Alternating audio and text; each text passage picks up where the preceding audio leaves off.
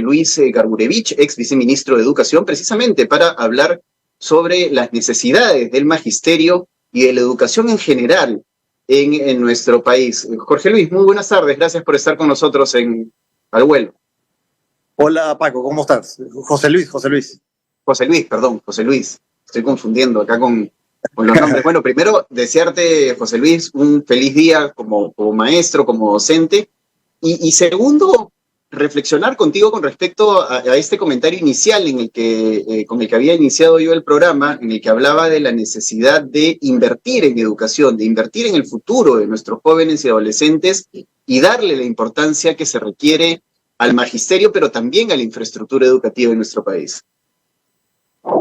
Sí, de acuerdo, Paco. Y permíteme primero, dirigirme a los maestros para felicitarlos por su día y en la línea de lo que dices, dimensionar que cuando hablamos de los maestros, no solo son los maestros de la educación básica, que son los que usualmente nos dirigimos, sino que hay un mundo, de población docente que está, por ejemplo, en el nivel de educación inicial, las promotoras, las auxiliares, que miran toda la etapa de la educación inicial de los chicos, y los maestros que están además en institutos tecnológicos, en los centros de educación técnica productiva, ¿verdad?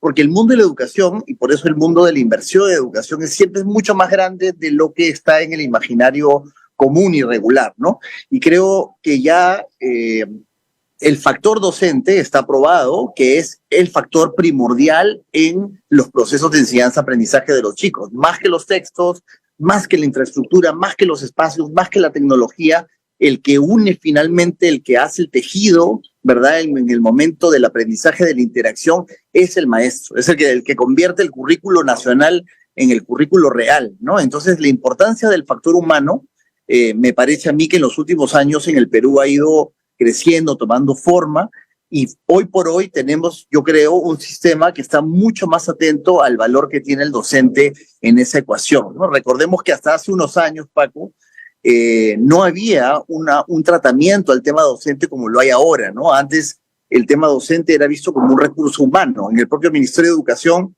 había una unidad, de recursos humanos que veía el tema.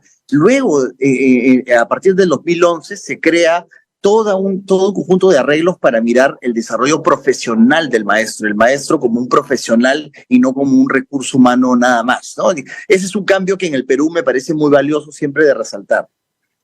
Así es, y sumamente importante porque además al maestro hay que darle no solo calidad al momento de ejercer la profesión y de estar en las aulas, sino una calidad de vida que le permita precisamente dedicarse y formarse completamente, ¿no? La vida del docente es una vida de constante formación, y en ese punto de vista, José Luis, me parece importante que reflexionemos sobre la necesidad de capacitar constantemente a los docentes precisamente para que nuestros estudiantes sean y estén, acorde a las necesidades del mundo que avanza y no se detiene.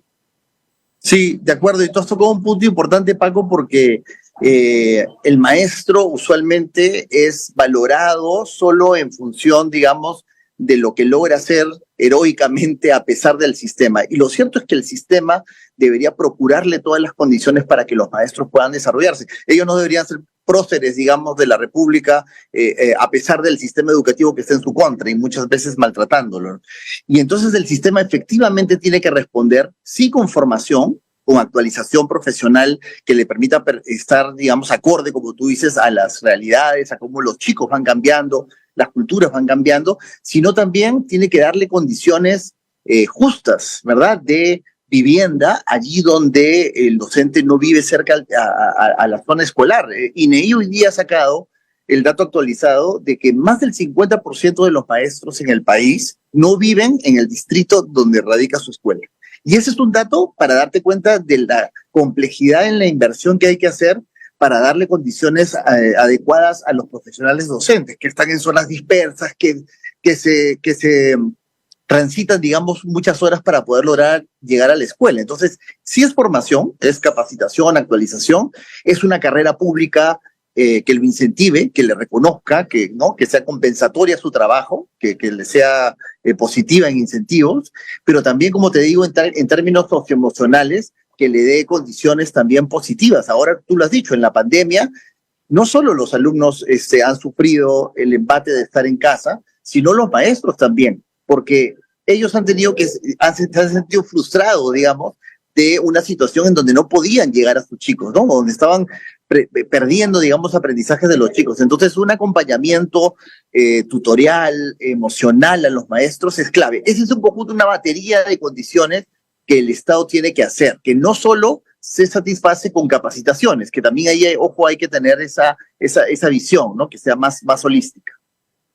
Claro, y es importante lo que dices porque precisamente lo que hay que tratar de hacer es ver la educación como un tema integral, ¿no? En el que se pueda hablar tanto de los maestros, la necesidad de capacitarlos, de hacerlos mejores docentes, mejores personas, darles una calidad de vida que impacte además en su trabajo de día a día, pero esto no puede ocurrir si es que la infraestructura tampoco es la adecuada, ¿no?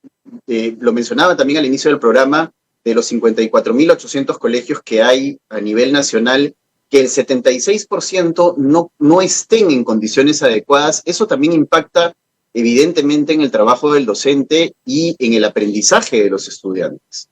Sí, de acuerdo. O sea, el tema de infraestructura, digamos, la brecha que tenemos es muy grande, la inversión para el mantenimiento, además de los locales que ya existen, no solo la construcción de nueva oferta, es una brecha, una agenda, digamos, pendiente muy grande, y incluso, creería yo, tan compleja, Paco, que en algún momento se debería pensar que debería ser una tarea de una entidad independiente, técnica, ¿verdad?, de alto nivel, ejecutora de esas materias, para que el Ministerio de Educación y el sector se preocupen de lo que pasa en el aula, con el maestro, con los espacios, ¿no? Porque la agenda de la infraestructura, siendo tan sustantiva, le quita capital político al sector muchas veces, porque tiene que estar resolviendo esos temas, que como tú dices son fundamentales, pero te alejan del corazón del sistema, ¿no? Que es, ¿qué están aprendiendo los chicos?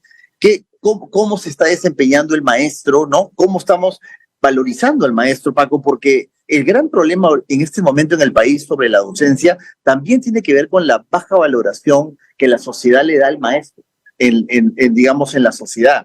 Y entonces, siendo la carrera tan determinante para la nación, es además la carrera o la vocación más menoscabada y más subestimada por la población, ¿verdad? Entonces, ahí hay que hacer un trabajo cultural, comunicacional, porque no es posible manejar un país donde el maestro no sea valorado, no sea una profesión que atraiga, ¿no? El tema de la atracción docente en este momento es clave, porque no solo hay que trabajar con los maestros que están en el aula, sino cómo atraemos a los mejores, cómo atraemos a aquellos chicos y chicas que quieren estudiar para ser maestros, y el sistema, digamos, no necesariamente los incentiva positivamente. Entonces, ahí hay una tarea de atracción para la nueva generación de maestros que hay que tener, digamos, a futuro, ¿no?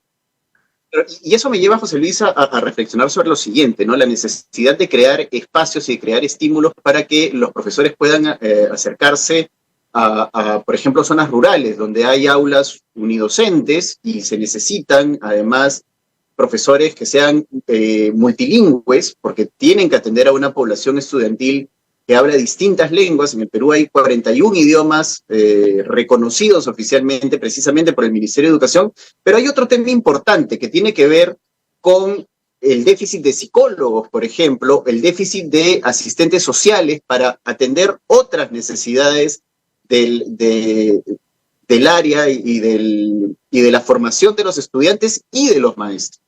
De acuerdo. Incluso eso nos permite hablar de un concepto que a veces no lo manejamos tanto, que es la mediación de los aprendizajes. Es decir, no solo necesitamos docentes, necesitamos otros mediadores de aprendizaje. Ahí están los psicólogos, los tutores, los que miran convivencia. Por ejemplo, en los colegios de alto rendimiento o en las residencias de la secundaria en la zona rural, los tutores, los que acompañan la convivencia de los chicos, son fundamentales, porque ahí los chicos y las chicas están aprendiendo a convivir, a ser ciudadanos, ¿verdad? Tolerancia. Entonces, efectivamente es un perfil multidimensional el de los mediadores, que incluye al de los maestros, y que hay que considerar al momento de pensar cómo la carrera docente tiene, como te decía, que ser más atractiva, tener más ámbitos para que los maestros, además de ser maestros solamente, en su trayectoria pueden elegir ser formadores o maestros de maestros, ¿verdad? O investigadores o gestores, porque la carrera docente debería ser la puerta de entrada a una multiplicidad de actores del sistema. la carrera pública está pensada de esa manera, pero no tiene quizás todavía los incentivos para hacer que los maestros vayan eligiendo así sus trayectorias, ¿no? Sus itinerarios profesionales y formativos, ¿no? Así es. Muchas gracias, José Luis, y en verdad sirva la fecha para reflexionar y para nuevamente hacer la invocación de invertir en la educación, porque finalmente estamos hablando del futuro de nuestro país y estamos hablando de niños y adolescentes que merecen mejores condiciones y merecen, por supuesto, una educación de calidad como los que hemos tenido el privilegio de tener la educación privada, los niños que tengan la posibilidad de ir a una institución pública tengan exactamente la misma calidad de servicio educativo que hemos tenido quienes hemos accedido a la y es el futuro, privada. Como dices tú, es el futuro, pero sobre todo es el presente, porque en este momento nuestros chicos, nuestros hijos, los jóvenes están aprendiendo a hacer país, el país les está hablando, y ahí también se hace educación. Entonces es una agenda del hoy, digamos, también, además de una agenda de mediano plazo, ¿no? Gracias, Paco. Así es, muchas gracias, José Luis. Ha sido José Luis Gurevich, ex viceministro de Educación, que ha hablado con nosotros precisamente en esta fecha tan especial para los maestros del país.